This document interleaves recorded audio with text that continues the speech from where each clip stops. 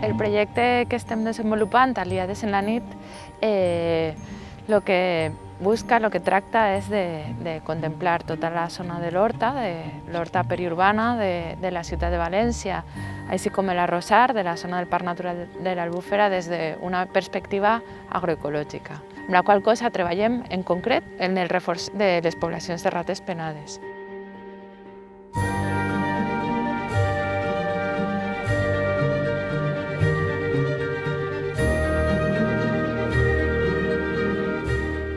A València tenim vora més de 20 espècies i totes són insectívores, és a dir, que mengen insectes, no? Són els millors aliats contra les plagues urbanes i agrícoles, no?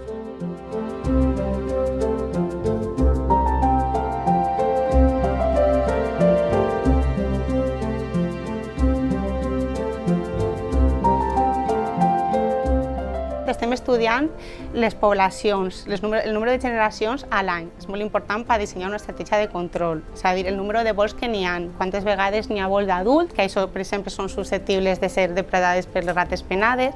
I veure si d'aquesta manera podem afavorir també el control de Bactra bactrana, que és aquest insecte que pràcticament és l'únic que pot representar una plaga per al cultiu.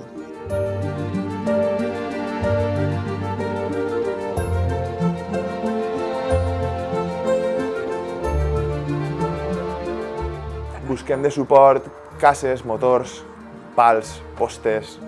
Així es va fer, la gent de CADEC va fer la primera instal·lació de refugis en l'Albufera i van utilitzar una línia d'alta tensió, d'Iberdrola. Pràcticament qualsevol suport que estiga en alt, més de entre 3-4 metres com a mínim, que destaque de l'entorn, poc més.